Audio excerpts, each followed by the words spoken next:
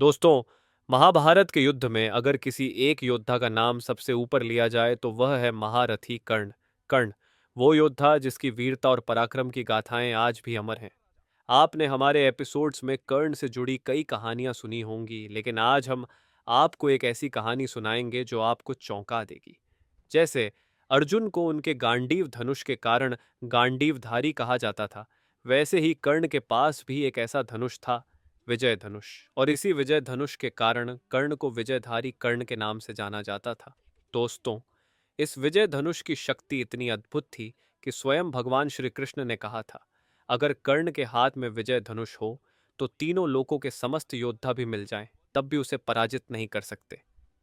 लेकिन सवाल उठता है, आखिर इस धनुष में ऐसा क्या रहस्य था? दोस्तों, विजय धनुष को मंत्रों से इस तरह अभिमंत्रित किया गया था कि जो भी योद्धा इसे धारण करता, उसके चारों ओर एक ऐसा अभेद्य सुरक्षा कवच बन जाता था जिसे तोड़ पाना असंभव था। यहाँ तक कि भगवान शिव का पशुपति अस्त्र भी उसे भेद नहीं सकता था। और सिर्फ इतना ही नहीं, विजय धनुष से छोड़ा गया प्रत्येक बाण अपनी असली शक्ति से कई गुना ज्यादा ताकतवर बन जाता था। सोचिए, जब कर्ण के हाथ में यह धनुष हो तो उसे कौन हरा सकता था? अब सवाल ये है, यह अद्भुत विजय धनुष आखिर कर्ण तक कैसे पहुंचा? चलिए आपको पीछे ले चलते हैं उस रहस्यमयी इतिहास में। इस विजय धनुष का निर्माण स्वयं देवशिल्पी भगवान विश्वकर्मा ने किया था।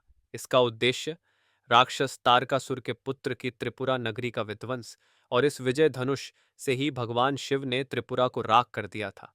उसके बाद यह धनुष देवराज इंद्र के पास गया, जिनके हाथों यह धनुष असुरों के लिए मौत का पर्याय बन गया। कहते हैं उस दौर में असुर इंद्र से कम उनके विजय धनुष से ज्यादा डरते थे। फिर आया वो समय जब भगवान परशुराम ने पृथ्वी को क्षत्रिय विहीन करने की सौगंध ली। उसी समय भगवान शिव ने विजय धनुष को परशुराम को सौंप दिया, और इसी धनुष के बल पर परशुराम ने अकेले ही 21 बार पृथ्वी को क्षत्रियों से मुक्त कर दिया। लेकिन असली मोड़ तो तब आया जब भगवान परशुराम के प्रिय शिष्य कर्ण को यह धनुष सौंपा गया।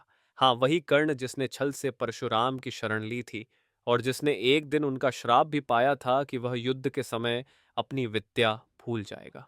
कर्ण के पास विजय धनुष आ तो गया, पर दोस्तों, उसने इसकी शक्ति को बचाकर रखा, सिर्फ एक ही दिन के लिए, जब वह रणभूमि में अर्जुन का सामना करेगा।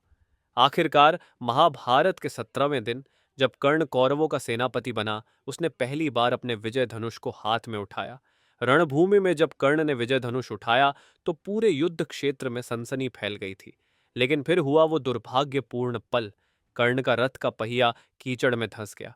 कर्ण अपना विजय धनुष रथ पर छोड़ पहिया निकालने लगा। इसी मौके का इंतजार भगवान श्री कृष्ण कर रहे थे। वे जानते थे कि अगर कर्ण ने दोबारा विजय धनुष उठा लिया तो अर्जुन की रक्षा करना असंभव हो जाएगा। और फिर श्री कृष्ण ने अर्जुन को संकेत दिया। अर्जुन ने आदेश का पालन किया, और एक अनमोल योद्धा महारथी कर्ण रणभूमि में वीरगति को प्राप्त हुआ। तो दोस्तों, कैसी लगी आपको कर्ण और उसके रहस्यमयी विजय धनुष की ये रोमांचक कहानी? अपने विचार कमेंट्स में जरूर बताइएगा।